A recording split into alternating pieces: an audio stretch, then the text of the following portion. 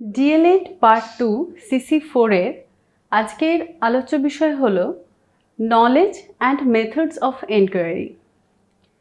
তো এই অংশটা আমরা কেন পড়ব? তো তার জন্য আমাদের কিছু লার্নিং অবজেক্টিভস আছে।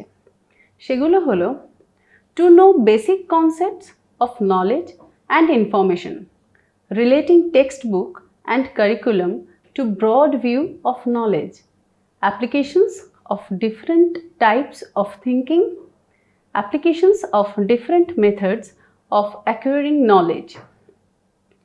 সবার প্রথম যে সাব ইউনিটটি রয়েছে concept of knowledge, information and their differences, জ্ঞান ও তথ্য সম্পর্কে ধারণা এবং পার্থক্য। সবার প্রথম আমাদের জানতে হবে তথ্য কী। বস্তু, প্রাণী বা বিষয়ের বিভিন্ন বৈশিষ্ট্য যা আমাদের ইন্দ্রিয়ের মাধ্যমে সংগৃহীত হয় এবং প্রয়োজনে সংরক্ষিত হয়, তাই হলো তথ্য। অর্থাৎ এখন কটা বাজছে যদি আমি দেখি, তো সেইটা আমার কাছে একটা তথ্য। উদাহরণ হিসাবে আরও কতগুলো দেওয়া যায়, বস্তুর রং, আকার, গন্ধ, তাপ বা কোনো ঘটনার সময়, স্থান ইত্যাদি। এই তথ্য সংগ্রহের প্রকার কি? আমরা জেনে নেব এই তথ্য সংগ্রহের প্রকারগুলি কি। ছবিতে আমরা দেখতে পাচ্ছি একদিকে বেশ কতগুলো অ্যারো এসে একটা পয়েন্টে মিলিত হয়েছে, আবার অন্যদিকে দেখছি অ্যারোগুলি তিনটে আলাদা আলাদা পয়েন্টে মিলিত হয়েছে। তো প্রথম যেটা সেটা হচ্ছে কনভার্জেন্ট, অর্থাৎ অভিসারী। অর্থাৎ বেশ কিছু তথ্য আমরা এমন পাই যেগুলো প্রায় একই প্রকার, যেগুলোকে আমরা সংশ্লেষণ বলতে পারি। অন্যদিকে বেশ কিছু তথ্য এমন পাই যেগুলো ভিন্ন প্রকারের, যাকে আমরা বলছি ডাইভার্জেন্ট, বা বাংলায় বলতে পারি অপসারী, বা আরেকটা শব্দ বলতে পারি সেটা হচ্ছে বিশ্লেষণাত্মক তথ্য। এইরকমভাবে আরেকটা আমরা স্লাইড দেখে নেব, যেখানে আমরা দেখছি কি যে ডাইভার্জেন্ট যে তথ্যগুলি আছে সেগুলো ক্রমশ একটা পয়েন্ট থেকে অন্যদিকে ছড়িয়ে যাচ্ছে, এবং কনভার্জেন্ট যেগুলো আছে, যেগুলো আমাদের বেসিক্যালি সিদ্ধান্ত গ্রহণ করতে সাহায্য করে অনেকগুলো তথ্য থেকে, তো সেই কনভার্জেন্টটা আমরা দেখতে পাচ্ছি পার্টিকুলার একটা পয়েন্টের দিকে এসে মিলিত হচ্ছে। এবার আমরা জানব তথ্য প্রক্রিয়াকরণ, অর্থাৎ এই তথ্য কিভাবে আমাদের মস্তিষ্কে সংরক্ষিত হয় এবং ধীরে ধীরে কিভাবে সেটা জ্ঞানের পর্যায়ে পরিণত হয়। তো আমরা এই ছবিতে দেখতে পাচ্ছি যে বাইরের পরিবেশ থেকে বেশ কিছু তথ্য আমাদের সেন্সরি মেমোরিতে আসছে। বেশ কিছু তথ্য সেন্সরি মেমোরিতে আসছে মানে এমন হচ্ছে হয়তো মশা কামড়াচ্ছে, তো আমাদের হাতে একটা চিনচিনে অনুভব হচ্ছে, কিন্তু তখনও আমরা রেকগনাইজ করে উঠতে পারছি না যেটা মশাই কামড়াচ্ছে, কারণ আমরা সেখানে অ্যাটেনশন দিচ্ছি না। আমরা এমন সময় অনেক কিছু শুনছি বা পড়ছি, এমন অনেক কিছু হয় যেগুলো কিন্তু আমরা অ্যাটেনশন না দেওয়াতে, আমাদের পরিবেশ থেকে তো আমরা তথ্যগুলো পাচ্ছি, কিন্তু অ্যাটেনশন না দেওয়াতে আমাদের কিন্তু সেটা মেমোরিতে সংরক্ষিত হয় না, যার জন্য সেন্সরি মেমোরিতে আনলিমিটেড সেখানে তথ্য আসতে থাকছে, কিন্তু সেগুলোকে পার্টিকুলার আমরা তথ্য বলবো না, শুধুমাত্রই বৈশিষ্ট্য বলবো বিভিন্ন বস্তু বা ব্যক্তি বা ঘটনা সম্পর্কিত। কখন সেটা তথ্যে পরিণত হয় দেখে নেব, যখন আমরা সেখানে অ্যাটেনশন দিচ্ছি বা মনোযোগ দিচ্ছি, যখন কিছু পড়ছি বা শুনছি, তো সেটা যখন আমরা অ্যাটেনশন দিচ্ছি সেটা যাচ্ছে আমাদের ওয়ার্কিং মেমোরিতে। তো সেই ওয়ার্কিং মেমোরি সেটাকে কিভাবে রিহার্সাল করছে দেখব, সেটাকে এনকোড করছে, অর্থাৎ কোডের মাধ্যমে সেটা পাঠাচ্ছে হচ্ছে লং টার্ম মেমোরিতে। এবং আমরা জানি যে লং টার্ম মেমোরির যে পরিসর সেটা তার ব্যাপ্তি অনেকখানি, এবং এখানে লেখাও আছে, আপনারা দেখতে পাবেন যে huge amounts of information anywhere from a day to life time. তো এইখানে যখন কোড করে পাঠানো হচ্ছে, আবার লং টার্ম মেমোরি কী করছে, সেটাকে রিট্রিভাল করে দিচ্ছে, অর্থাৎ তথ্যকে জারণ করে সে পাঠিয়ে দিচ্ছে ওয়ার্কিং মেমোরিতে, অর্থাৎ সে তখন রেকগনাইজ করতে পারছে যে আচ্ছা আমি এইটা পড়ছি এখন, বা এই জিনিসটা শুনছি, মানে প্রচুর শব্দ শুনছি কিন্তু পার্টিকুলারলি বুঝতে পারছি না কিসের শব্দ শুনছি। প্রচুর এমন সময় আমাদের হয় যে এই মুহূর্তেও হয়তো হতে পারে যে চারিদিক থেকে অনেক রকমের আওয়াজ আসছে, তো এই ভিডিওটাই দেখাকালীন আমি বুঝতে পারছি না কোন দিকে ফোকাস করব, এই ভিডিওটা শুনবো নাকি আশপাশের আওয়াজটা শুনবো। তো সেটাই আমাদের অ্যাটেনশন এবং ওয়ার্কিং মেমোরির কাজ হবে, যে আমরা কোন তথ্যটা পরিবেশ থেকে কোন তথ্যটা পার্টিকুলারলি গ্রহণ করব, সংগ্রহ করব এবং সংরক্ষণের দিকে নিয়ে যাব। তো এবার আমরা দেখে নেব জ্ঞান কি। সংগৃহীত তথ্য সংরক্ষণের পর যখন বিশ্লেষণ ও সংশ্লেষণের মধ্য দিয়ে মস্তিষ্কে প্রক্রিয়াকরণ হয় এবং সংশ্লিষ্ট বস্তু, প্রাণী বা ঘটনা সম্পর্কে ধারণা গঠিত হয়, তখন তাকে জ্ঞান বলে। তো এই বিষয়টাকে যদি আমরা একটু ব্যাখ্যা করি, কি দেখতে পাচ্ছি যে বিভিন্ন বিষয়, বস্তু বা ঘটনা সম্পর্কে আমরা তথ্য তো সংগ্রহ করে নিলাম, এবার সেই তথ্যগুলোকে আমরা কি করছি, আমাদের প্রিভিয়াস নলেজ কিছু আছে বা সেই বস্তুটার সম্পর্কে যা যা কিছু তথ্য আমরা সংগ্রহ করেছি সেগুলোকে এবার কি করব, আমরা বিশ্লেষণ করব, সংশ্লেষণ করব। বিশ্লেষণ মানে ভেঙে দেবো, প্রথমে ভেঙে দেওয়ার পর আবার নতুন করে গঠন করব, করে মস্তিষ্কে যখন তার এইভাবে যখন প্রক্রিয়াকরণ হতে থাকবে তখন প্রত্যেকটা বিষয়, বস্তু বা ব্যক্তি সম্পর্কে আমাদের ছোট ছোট ধারণা তৈরি হবে। এবং ছোট ছোট ধারণা কথাটা কোথা থেকে বলছি, আমরা অলরেডি পেঁয়াজে পড়ে এসেছি। তো পেঁয়াজে বলেছেন ধারণার যে ছোট ছোট জট তাকে বলা হচ্ছে ইউনিট অফ নলেজ, বা যাকে আমরা বলছি স্কিমা। তো সেইটাকে আমরা বলছি জ্ঞান, অর্থাৎ ছোট ছোট স্কিমা অনেকগুলো একসাথে জড়ো হয়ে তৈরি হচ্ছে জ্ঞান।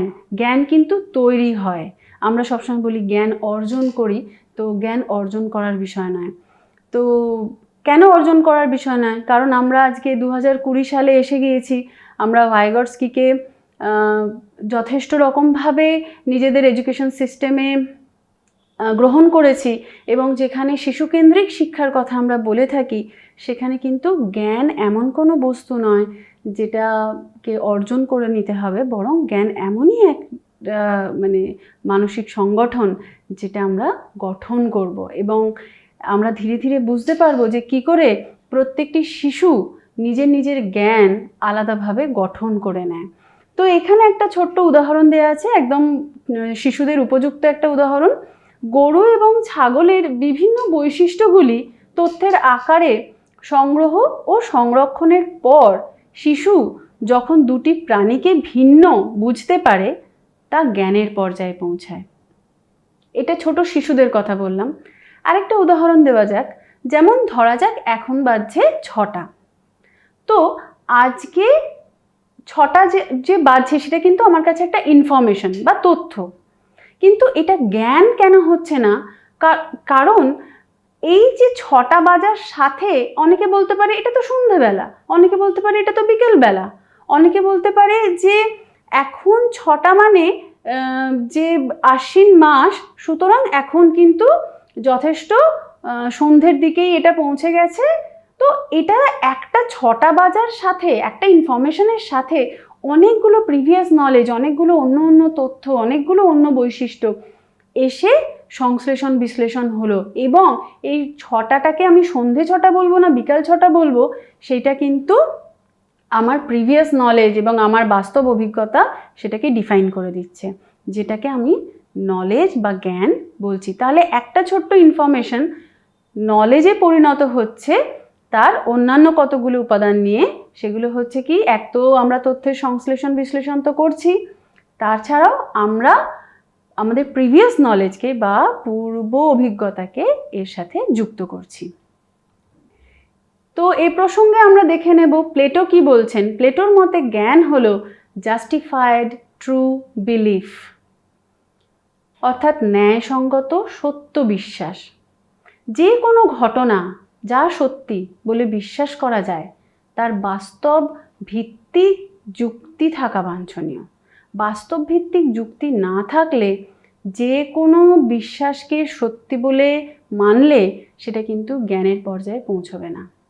কেন পৌঁছবে না? আমরা প্রাইমারি স্কুল থেকেই পড়ে এসেছি the sun rises in the east, কিন্তু এটা এবং বাচ্চারা এটা সত্যি বলে মেনেও নিয়েছে, বিশ্বাসও করছে। কিন্তু যখন এর বাস্তব ভিত্তিক যুক্তির দিকে এগোতে থাকলো, সেই বাচ্চাটা যখন বড় হয়ে দেখলো, তখন সে জানতে পারলো ছোটোবেলায় ইংলিশ পড়ার সময় সেই গ্রামারটা তো ঠিক মতন শিখেছে, ঠিক কথা, কিন্তু সে কিন্তু জ্ঞান তার এটার মাধ্যমে গঠন হয়নি, তাই তো? তো এইরকমভাবে আমরা আরেকটা কথাও বলতে পারি, যেমন আমরা যদি বলে দিই হ্যাঁ ভগবান আছেন এবং সত্যিই আছেন এবং আমি বিশ্বাস করি, তো আমার বিশ্বাসে কি আসে যায়? যথেষ্ট বাস্তবভিত্তিক যুক্তি থাকতে হবে, তবেই ভগবানের অস্তিত্বে জ্ঞান গঠন হবে আমাদের। তো এটা সম্পূর্ণভাবেই প্লেটোর মতামতের ভিত্তিতে বলা হলো কথাটা। তো এবার দেখে নেব জ্ঞান কিভাবে সংগঠিত হচ্ছে। তো এই সার্কেলের ভেতরে আমরা দেখতে পাচ্ছি নোয়ার্স আছেন, বা যিনি জ্ঞাতা তিনি আছেন। তো তার জ্ঞানের পরিসরটা যথেষ্ট ব্যাপ্ত। সেখানে মানে দেখুন এখানে লেখা আছে এরিয়াস অফ নলেজ, তো সেখানে কিন্তু সে নানা রকম বিষয় সম্পর্কে জানছে। Mathematics, natural science, human science, history, arts, ethics, এরকম বহু বিষয় আছে যেগুলো সম্পর্কে ব্যক্তি জানছে, এবং জানার যে পদ্ধতি সেটা কি হচ্ছে আমরা দেখে নেব।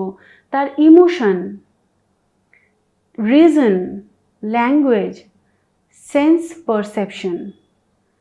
তো এইটা যদি আমরা একটু ছোট্ট করে ব্যাখ্যা করি, তো যা কিছু বিষয়ই থাকুক না কেন আমরা কিভাবে জানছি, যেমন আমরা একটা সাধারণ উদাহরণ নিচ্ছি, ব্যতিক্রমও থাকতে পারে। তো মা একজন স্নেহময়ী মানুষ, তো সেটা আমরা ইমোশনের মধ্যে দিয়ে জানছি। আবার একইভাবে আমরা রিজনের মধ্যে দিয়ে, আমরা লজিকের মধ্যে দিয়ে নানা রকমভাবে গাণিতিক বিভিন্ন বিষয় জানতে পারছি, ফিলোসফিক্যাল বিভিন্ন বিষয় জানতে পারছি।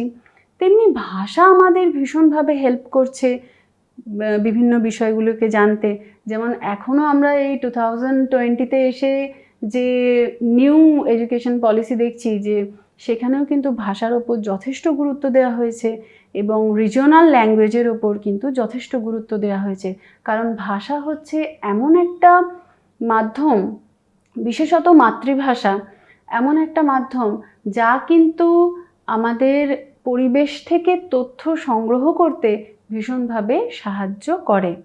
আমরা এতক্ষণ দেখলাম তথ্য কাকে বলে এবং জ্ঞান কাকে বলে এবং এরা তৈরি হচ্ছে কিভাবে। তো এবার জানবো এই তথ্য ও জ্ঞানের মধ্যে পার্থক্য।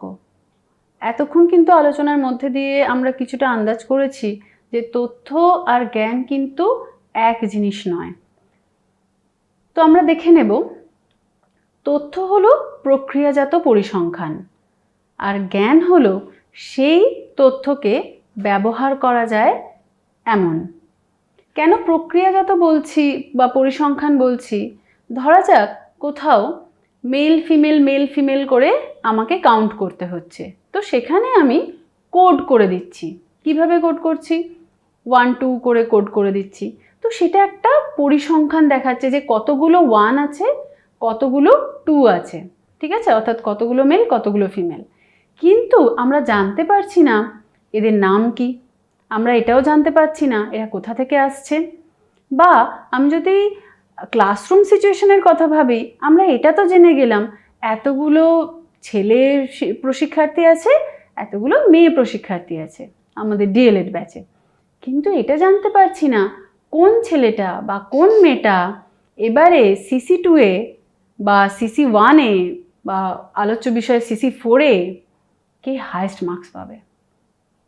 এইটা জানতে গেলে, এটা প্রেডিক্ট করতে গেলে আমাকে সেই পার্টিকুলার পরিসংখ্যানটাকে নিয়ে আমাকে কি করতে হবে, তার সম্পর্কে জানতে হবে, সেই তার প্রিভিয়াস রেকর্ডগুলো জানতে হবে। তো তারপর তাকে একটা প্রেডিক্ট করতে হবে, একটা অনুমান করতে হবে যে আচ্ছা এ এত নাম্বার পেতে পারে, এই বেশি পেতে পারে। ঠিক আছে, তো সেই জন্য তথ্য এবং জ্ঞানের মধ্যে এখানে একটা ছোট্ট তফাৎ, যেটা আমরা যারা প্রাইমারি টিচার হব তারা কিন্তু ব্যবহার করতে পারবো এইভাবে। নেক্সট আমরা দেখে নেব তথ্য ইন্দ্রিয়ের মাধ্যমে সংগৃহীত হয়। খুব ঠিক কথা, যে প্রত্যেকটা রং হোক বা আকার হোক, গন্ধ হোক, হোয়াট এভার, আমরা কি করছি, সংগ্রহ করছি আমাদের ইন্দ্রিয়ের মাধ্যমে। এবং এই তথ্যকে যখন প্রক্রিয়াকরণ করছি, সংশ্লেষণ বিশ্লেষণ যেটা আগেও বলেছি, তারপর সেটা জ্ঞানে পরিণত হচ্ছে। যেমন ছোট্ট করে একটা কথা বলি, এই প্রসঙ্গে অনেকে বলতে পারে যে তথ্য হিসাবে আমরা নীল রঙকে দেখলাম, তো অনেকেই বলবে সেটা নীল নয়, অনেকে বলবে এটা গাঢ় নীল, অনেকে বলবে এটা ইন্ডিগো, অনেকে বলবে এটা আকাশী, নানা রকম। কিন্তু সেটা হচ্ছে ব্যক্তি যখন সেটাকে দেখছে তার পূর্ব অভিজ্ঞতা লাগিয়ে সেটা কিন্তু সে দেখছে এবং নামকরণ করার চেষ্টা করছে। এবার যদি আমরা পার্টিকুলার সেই জিনিসটার কথা ভাবি, সেই জিনিসটার যে নিজস্ব রং সেটা কিন্তু আমার বলার ওপর চেঞ্জ হয়ে যাচ্ছে না, বা অন্য কারোর বলার ওপর চেঞ্জ হয়ে যাচ্ছে না। যেমন যদি ধরা যাক 1 টাকা আছে, 1 টাকার নিজস্ব একটা ভ্যালু আছে। এবার আপনি সেটা মানে আমাদের ওপর সেটা ডিপেন্ড করছে যে সেই 1 টাকাটা ছোট 1 টাকার কয়েন না বড় 1 টাকার কয়েন, সেটা আমি আমার পার্সে নেব নাকি আমি নেব না, অন্য কাউকে দিয়ে দেবো। তো কিন্তু 1 টাকার পার্টিকুলার ভ্যালু সেটা কিন্তু বদলে যাচ্ছে না আমার দেখাতে বা আমার ব্যবহার করাতে, কিন্তু আমি সেটাকে কিভাবে দেখছি তার উপর ডিপেন্ড করছে আমার সেটার সাথে সম্পর্কটা কেমন হচ্ছে, যেটা কিন্তু নির্ধারণ করছে জ্ঞান। তো পরের পয়েন্টের সাথে এটা রিলেট করেই বললাম, সেটা হলো কি, তথ্য বস্তুগত হওয়ায় ব্যক্তি বিশেষে ভিন্ন হয় না, আর অন্যদিকে জ্ঞান ব্যক্তির তথ্য সংরক্ষণ ক্ষমতা, পূর্ব অভিজ্ঞতা এবং তথ্য প্রক্রিয়াকরণের উপর নির্ভর করায় ব্যক্তি বিশেষে ভিন্ন হয়। ঠিক আছে, এবারে আমরা সাব ইউনিট 2তে চলে যাব। সেখানে আমরা দেখছি কি, concept of knowledge construction, case example from elementary school subject, জ্ঞান নির্মাণের ধারণা প্রাথমিক বিদ্যালয়ের বিষয়গত উদাহরণ। তো এখানে সবার প্রথম আমরা যেটা দেখব সেটা হচ্ছে পাঠ্যপুস্তক ও পাঠ্যক্রমের সাথে জ্ঞানের কোথায় কি সম্পর্ক আছে। তো এখানে একটা ডায়াগ্রাম আমরা দেখতে পাচ্ছি। তো সেটায় যদি বড় সার্কেলটাকে প্রথমে দেখি, সেটা হচ্ছে নলেজ। সেই নলেজের মধ্যে একটা ছোট সার্কেল দেখছি, মানে বলা যায় মাঝারি সার্কেল দেখছি, সেটা হচ্ছে কারিকুলাম বা পাঠ্যক্রম। তার ভিতরে আরেকটা অংশ দেখছি টেক্সট বুক। তাহলে প্রথমে যদি আমি কারিকুলামকে ডিফাইন করি, আমরা জানি যে মুদালিয়ার কমিশন বলেছিলেন যে শ্রেণীকক্ষের বাইরেও যখন শিক্ষার্থীরা বিভিন্ন বিষয়বস্তু, ঘটনা, মানুষের সাথে কমিউনিকেট করছে, তো সেই কমিউনিকেশন যখন তার সর্বাঙ্গীন বিকাশে সাহায্য করছে, এই সবটাই কিন্তু তার কারিকুলামের অন্তর্গত। তাহলে শুধুমাত্র টেক্সট বুককে আমরা কারিকুলাম বলতে পারবো না, যার জন্য কারিকুলাম একটা মাঝারি গোল হয়ে আছে এখানে, এবং তার একটা ছোট্ট অংশ হচ্ছে টেক্সট বুক। ঠিক আছে, এবার নলেজের দিকে যাই, যেটা আরও বড় গোলটা করা আছে, বড় সার্কেলটা করা আছে। তো আমরা কি বুঝছি যে সুতরাং কারিকুলাম তো হয়ে যাচ্ছে স্কুল বা ক্লাসরুম এবং ক্লাসরুমের বাইরে স্কুলের পরিসরের মধ্যে একটা অংশ, কিন্তু নলেজ, একটা শিশুর নলেজ তো শুধুমাত্র একটা স্কুল থেকেই তৈরি হচ্ছে তা নয়, সে পরিবেশের সাথে কমিউনিকেট করছে, সে পরিবেশকে অবজার্ভ করছে, সে তার মা বাবা, বন্ধু বান্ধব, পাড়া প্রতিবেশীর সাথে কথা বলছে, টিভি দেখছে, এখন তো স্মার্টফোন আছে, স্মার্টফোন থেকে নানা রকম তথ্য সংগ্রহ করছে। তো তার উপর ডিপেন্ড করছে সে কিভাবে তথ্যগুলোকে সংগ্রহ করছে, কিভাবে তার নলেজ তৈরি করছে। তাহলে আমরা যারা স্কুলে পড়াবো আগামী দিনে, তো তারা কিন্তু এটা যেন ভেবে না বসে থাকি যে আজকে স্কুলে যেটুকু আমি বলে দিচ্ছি বা টেক্সট বুকে যেটুকু বলা আছে সেটুকুই যদি আমি বলে দিই, শিশুটি সেটুকুই শিখবে, সেটুকুই জানবে, তা কিন্তু নয়। তার জানার পরিসর কিন্তু অনেক বেশি। তো যেটা এবার আমাদের কাজ অ্যাজ প্রাইমারি টিচার্স, যেটা আমাদের কাজ হবে সেটা কি, যে টেক্সট বুক কে রিলেট করব আমরা কারিকুলামের সাথে, and text book is related to the curriculum, এবং যে নলেজ, যে ভাস্ট জায়গাটা, সেইটা গঠন করতে অ্যাজ এ টিচার আমরা কিভাবে সাহায্য করছি একজন স্টুডেন্টকে। এবং অবশ্যই সেটা সাহায্য করতে গেলে আমাকে কি করতে হবে, পেডাগজির মাধ্যমে হেল্প করতে হবে। আমরা জানি পেডাগজি ছোট্ট করে যদি বলা যায় সেটা হচ্ছে সায়েন্স অফ টিচিং, অর্থাৎ কিনা ক্লাসরুম সিচুয়েশনে আমি কিভাবে কোন মাধ্যমে আমার পাঠ্যকে উপস্থাপন করব তার পদ্ধতি হচ্ছে পেডাগজি। তাহলে পেডাগজি এমন একটা মাধ্যম যেটা হেল্প করছে টেক্সট বুক থেকে নলেজ অবধি একটা শিশুকে নিয়ে যেতে। তো আমরা দেখে নেব পরের স্লাইডে কিভাবে সেটা সম্ভব। ক্লাস 3 এর একটা টেক্সট বুকের একটা ছোট অংশ আমরা নিয়ে নিয়েছি, আমরা চাষ করি আনন্দে, রবীন্দ্রনাথ ঠাকুরের লেখা। তো সাধারণত আমরা যেটা করে থাকি সেটা হলো এই কবিতাটা আমরা গানের মাধ্যমে বা আবৃত্তি করে আমরা শিশুদের সামনে উপস্থাপন করি, এবং আমরা মূল্যায়ন করার সময় এটা আশা করি যে সে যেন মুখস্থ করে আসে এবং প্রত্যেকটা বানান ঠিক লেখে, এবং রবীন্দ্রনাথ ঠাকুর সম্পর্কে যেটুকু আমি ক্লাসে বলে দিয়েছি সেটুকুই যেন বলে। কিন্তু আবারও বলি, শিশুকেন্দ্রিক শিক্ষা। তো একটা শিশু যখন, আমাদের পোস্টিং যদি এমন হয় যে গ্রামে, প্রত্যন্ত গ্রামে, সেখানে একটা শিশু প্রশ্ন করে বসলো, প্রথম লাইনেই প্রশ্ন করে বসলো যে চাষ করতে তো আনন্দ হয় না, তখন কি উত্তর হবে একজন শিক্ষকের? আমরা কিন্তু এমন একটা এনভায়রনমেন্ট ক্রিয়েট করব যেখানে শিশু কিন্তু যাতে প্রশ্ন করতে পারে। এবং আমরা ইউনিট 1-এ আমরা পড়ে এসেছি অভীতিকর পরিবেশ কি করে ক্লাসরুমে বা বিদ্যালয়ে আমরা তৈরি করব। সেখানে কিন্তু প্রশ্ন তাকে করতে দিতে হবে। তো সেখানে যদি সে এরম প্রশ্ন করে, আমি কি বলবো? সেখানে এইভাবে বলা যেতে পারে যে প্রত্যেকটা প্রফেশনেই কিন্তু দায়বদ্ধতা থাকে। যেমন আজকে যদি ধরা যায় যে সৈনিক যিনি, তিনি শীত হোক, গরম হোক, বৃষ্টি হোক, তার পরিবারকে ছেড়ে তিনি আমাদের দেশকে রক্ষা করার জন্য বর্ডারে দাঁড়িয়ে আছেন। কতখানি স্যাক্রিফাইস তিনি করছেন, তাহলে তারও তো কষ্ট হচ্ছে। প্রত্যেকটা কাজকে যদি আমরা আনন্দের সাথে করি, সেই আনন্দের সাথে করাটাই সার্থকতা। কবি এটাই বলতে চেয়েছেন এখানে। তো সেক্ষেত্রে আমরা বলতে পারি কবি হয়তো এই কথাটাই বলতে চেয়েছিলেন যে যে মানুষরা সভ্যতার ধারক এবং বাহক, তাদেরকে সম্মান জানানোর জন্যই হয়তো এই কবিতা তিনি লিখেছিলেন, এবং এই কবিতার প্রথম লাইন আমরা চাষ করি আনন্দে রাখা হয়েছিল। তো এই কথাটা বলার কারণ হচ্ছে যে শিশু মনে নানা রকমের প্রশ্ন আসতে পারে। যখন আমরা রেড লেটার ডে সম্পর্কে পড়াবো, তখন হয়তো এরকমভাবে একটা শিশু বলবে যে রেড লেটার ডে মাত্রই যদি ছুটির দিন হয়, তো আমার বাবা তো রবিবার দিনও কাজে যায়, আমার বাবা রিক্সা টানে, বা আমার বাবা চাষ করেন, তাহলে ছুটির দিন তো নয়, এবং আমার নিজের জন্যও সেটা ছুটির দিন নয়। আমি স্কুলে আসি না ঠিক কথা, কিন্তু আমাকে তো কাজে যেতে হয়।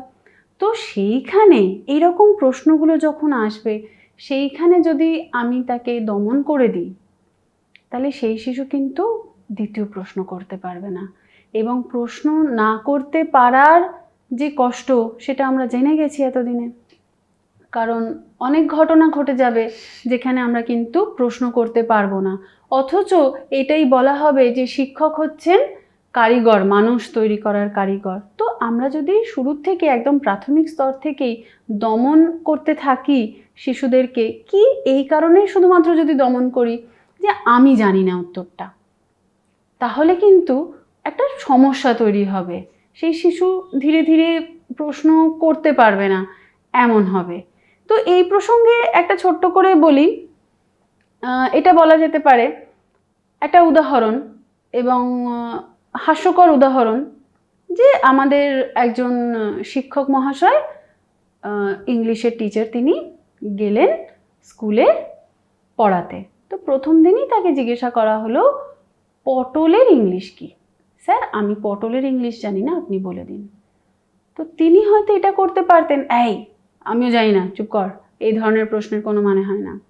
তো তিনি কিন্তু এইভাবে বললেন, আরে তুমি পটলের ইংলিশ জানো না, এত বড় হয়ে গেছো, এ কি, ছি, ঠিক আছে কালকে জেনে এসে বলবে, আমি কিন্তু কালকে সকলের থেকে উত্তরটা জানতে চাই।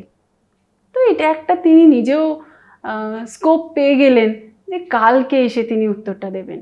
তো এরকমভাবে আমরা করতে পারি হয়তো, মানে যদিও এটা জানি না সঠিক পদ্ধতি কি না, কিন্তু তা সত্ত্বেও আমি বলবো এই পদ্ধতিটা অবলম্বন করা যেতে পারে যাতে শিশুর কৌতূহলটা অবদমিত না হয়ে যায়। তো এখানে আমরা দেখে নেব যে এই জ্ঞান তৈরি হচ্ছে কি করে, একজন শিক্ষক কি ভাবে হেল্প করতে পারেন। এক তো সবার প্রথম আমি জেনে নিয়েছি যে শিক্ষক অবশ্যই নতুন ইনফরমেশন দেবেন, নতুন তথ্য দেবেন।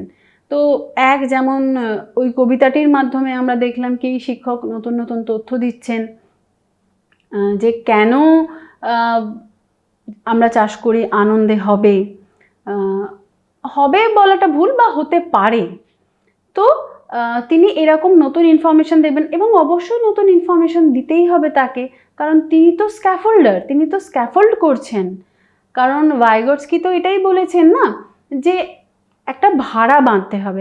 একটা শিশু যখন তার জ্ঞান নির্মাণের একটা পদ্ধতির মধ্যে থাকবে, তখন একজন শিক্ষক তাকে নতুন নতুন ইনফরমেশন দিয়ে তার ওই জ্ঞান নির্মাণে অনেকটা হেল্প করবেন। অনেকটা ব্যাপারটা এইরকম যে একটা বাড়ি তৈরি হচ্ছে, সেই বাড়ি তৈরিতে ইটগুলো সংযোজন একজন শিক্ষক করে চলেছেন। তো যাই হোক, কিন্তু শুধুমাত্র নতুন ইনফরমেশন দিলেই যে জ্ঞান গঠন হয়ে যাবে তা নয়, তার সাথে শিশুর থাকছে প্রিভিয়াস নলেজ, অর্থাৎ সে আগে থেকে কি জেনে আসছে। এবং শিক্ষককে আরেকটা যেটা করতে হবে সেটা হলো রিয়েল লাইফ এক্সাম্পল দিতে হবে। এমন করে যেন কোনো এক্সাম্পল না দিয়ে ফেলি যেগুলো হয়তো একজন শিক্ষকের যে কগনিটিভ লেভেল সেই অনুযায়ী হয়তো ভীষণ রিয়েল লাইফ এক্সাম্পল, কিন্তু একটা শিশুর কাছে সেটা নয়। তো সেটা ভেবে কিন্তু ঠিকভাবে তাহলে তাকে এক্সাম্পলটা দিতে হবে। এই প্রসঙ্গে বলি যে আমরা এডুকেশন সিস্টেমকে এমনই করে ফেলেছি, একটা প্রাইমারি স্কুলে, আমি আমার ব্যক্তিগত অভিজ্ঞতা থেকে বলছি, যে একটা শিশুকে বলা হলো খ লিখতে, মানে সে ক খ লিখছে, তো খ লিখতে, খতে কি হয় সেটা লিখতে। তো সে বলেছে খতে খরগোশ হয়, আমি জানি খরগোশ সাদা রঙের, চোখ লাল রঙের। তো বাচ্চাটাকে জিজ্ঞাসা করা হচ্ছে তুই খরগোশ আঁকতে পারিস? তো সে বলেছে হ্যাঁ আঁকতে পারি। তো বেশ, তাহলে খরগোশ আঁক দেখি।